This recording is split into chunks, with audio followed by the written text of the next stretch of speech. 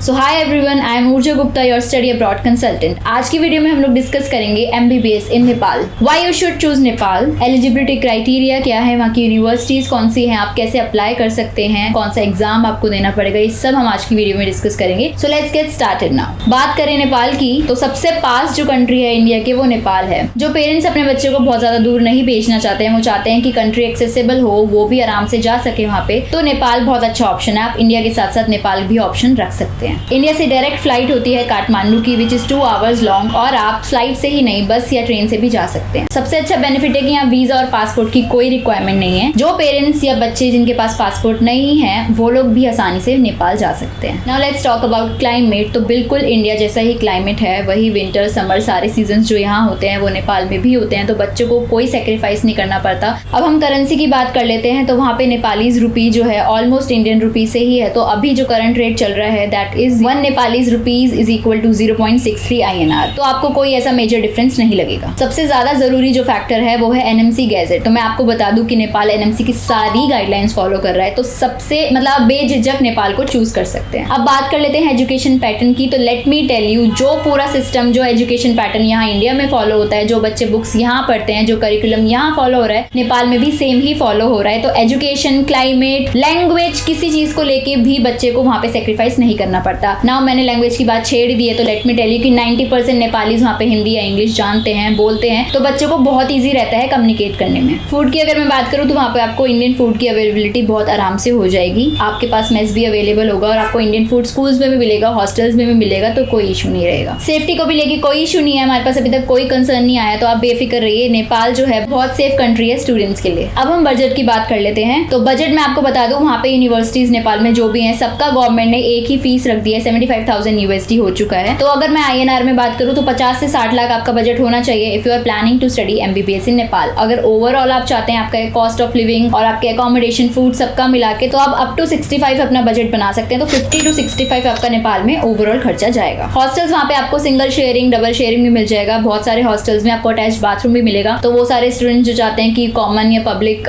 Washroom ना use करना पड़े, तो उनके लिए बहुत ज्यादा बेनिफिट है। और let me tell you, male और फीमेल का भी अलग अलग हॉस्टल्स है। एज पर NMC गाइडलाइन आप जो भी कंट्री चूज करेंगे MBBS के लिए, उन यूनिवर्सिटीज, उस कंट्री के यूनिवर्सिटीज में आपके हॉस्पिटल्स या क्लिनिक्स टाई अप होने चाहिए। तो let me tell you, Nepal के हर मेडिकल कॉलेज के अपने खुद के क्लिनिक्स एंड हॉस्पिटल्स हैं, तो यहाँ पे ये NMC गाइडलाइन फॉलो कर रहे हैं। जैसे कि आप जानते हैं कि 3 करोड़ से ज्यादा वहाँ नेपाल की पॉपुलेशन है, तो डेली का जो पेशेंट फ्लो रहता होगा वो कितना अच्छा रहता होगा, तो बच्चों को क्लिनिकल प्रैक्टिस बहुत अच्छा मिलता है। अब हम बात कर लेते हैं एलिजिबिलिटी क्राइटेरिया की। तो 12th में आपके PCB में 50% एग्रीगेट होना चाहिए और नीट में भी आपका 50 परसेंटाइल होना चाहिए। Third, MEC that is medical education commission, तो नेपाली स्टूडेंट के लिए कंपलसरी है, उसके बिना उनका नेपाल की यूनिवर्सिटीज में MBBS के लिए एडमिशन नहीं होगा। एंड जैसे यहाँ पे इंडिया में NMC गाइडलाइंस है, NMC बॉडी है, यहाँ पे हम उनकी गाइडलाइंस फॉलो करते हैं, तो वैसे ही वहाँ पे MEC बॉडी है, उनकी गाइडलाइंस फॉलो करी जाती है। Now let's talk about course duration. तो नेपाल में MBBS के लिए आपका 4.5 प्लस 1 ईयर का आपका पूरा कोर्स ड्यूरेशन रहेगा। 1 ईयर की आपकी इंटर्नशिप रहेगी। अगेन यहाँ पे आपका NMC का एक गाइडलाइन फॉलो हो रहा है। So let me tell you कि इंटर्नशिप अगर आप नेपाल से करते हैं तो वो इंडिया में वैलिड है। अब मैं आपको बता दूं कि यूनिवर्सिटीज तो नेपाल में बहुत अच्छी हैं, बट सीट्स की अवेलेबिलिटी थोड़ी कम है। इन टोटल हर कॉलेज की वहाँ पे 100 सीट्स है मेडिकल स्टूडेंट्स के लिए, जिसमें से इंटरनेशनल स्टूडेंट्स के लिए सिर्फ 33 सीट्स हैं,